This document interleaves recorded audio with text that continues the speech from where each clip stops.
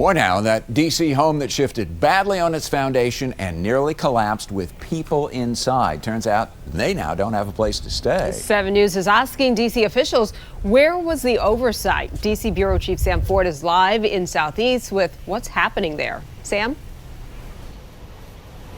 Yes, Allison, Dave. Well, 1614 Good Hope Road has been for the past 7 months the home for a program called from ex-offenders that is called Incarcerated Lives Matter. But as of Wednesday, the residents here believe something on the other side of this construction fence caused this house to start falling apart. This is the world's first whole-way house. Not a halfway, but a whole-way house, James Hutchins jokes. An ex-inmate himself who lived here with 3 others until Wednesday morning. This one out here in the crackling and the kitchen window is separated. We need to get out the house because the house is collapsing. Couldn't get the front door open. That's when, and I saw the kitchen as well. We knew then it was serious. Jumped out the window. The house is right on the edge of a big hole for a 35-unit apartment complex under construction. The builders who paid D.C. $53,000 for a building permit wouldn't talk to us. A DCRA notice shut it down for, quote, creating unsafe conditions and failure to protect adjoining property. It's a bad situation. We ain't got nowhere to go. Right now, we currently don't have a place to stay. Both they and the owner of the house, who's gotten a lawyer, say the builders are not talking to them. Permits list a Marlboro construction at 1225 Park Road, and when we went there, no office. The resident said the builder's just using the address. As for Good Hope Road and the folks who say they paid $3,300 a month rent by working jobs, selling T-shirts, seeking donations. We set up a GoFundMe to try to get some people to donate some clothes and some toiletries because we don't have none of our belongings. We can't go in there to get any of our stuff. Because my room is right there at the corner. Right there, that top corner right there. If it goes, I'm going right over there in that hole. And we're back live, as you can see right there where the house is separating from a post that was in the ground. Again, it's a concern here. DCRA, we asked for answers. They would only say they are investigating and that they have not gotten to the point yet where they are ready to comment. As for the construction company that has several names, at this point, we just heard from the residents here saying that their lawyer talked to this construction company. They'll give them a week of Airbnb, but they won't commit to anything else. At this point, we're going to continue to follow this story on 7 News on your side to get answers from the company. Reporting live from Southeast Washington, I'm Sam Ford, 7 News. Well, the victims of a fire at a Silver Spring apartment complex are safe and in hotels tonight. An early morning fire ripped through several units at the Flower Branch Apartments. And if that name sounds familiar, that's because back in 2016, a gas explosion rocked that very same complex. Tonight, 7 News on your side's Justin Hinton explaining how you can help today's victims.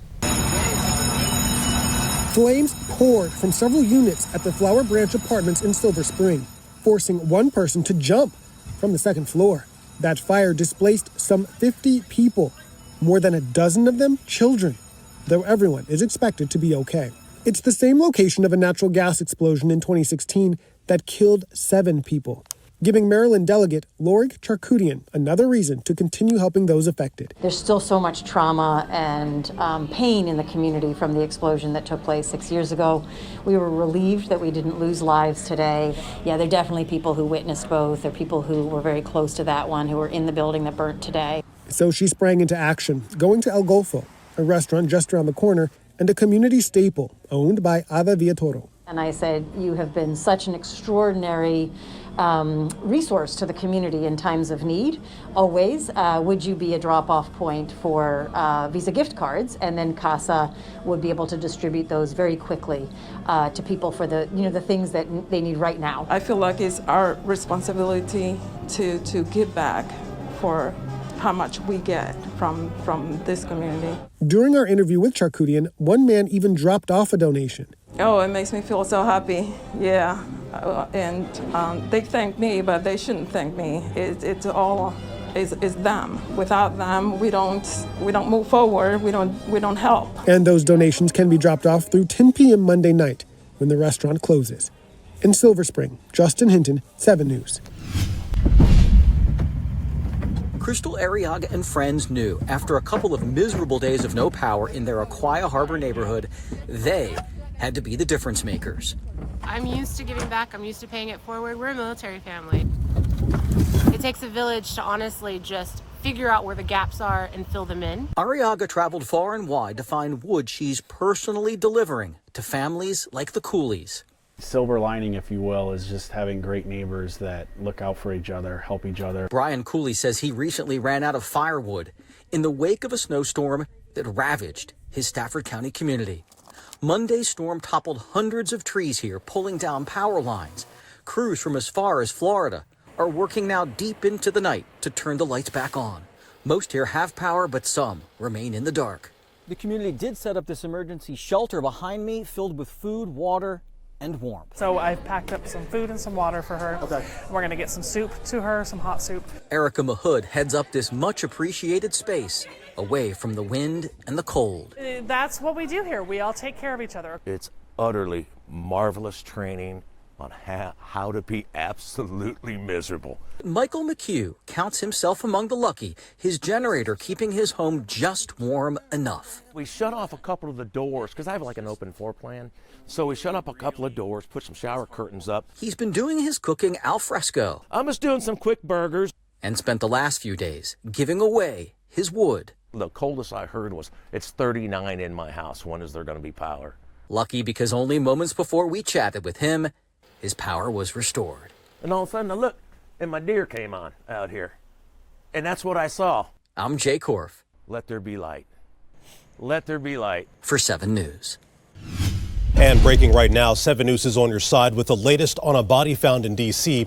that investigators believe could be the 5th victim of the so-called shopping cart killer. Tonight, they have released the identity of that victim. Investigators say the victim is Sonya Champ. Her body was found in a shopping cart near Union Station back in September. Fairfax police say they just found out about her death, which is being investigated by D.C. police.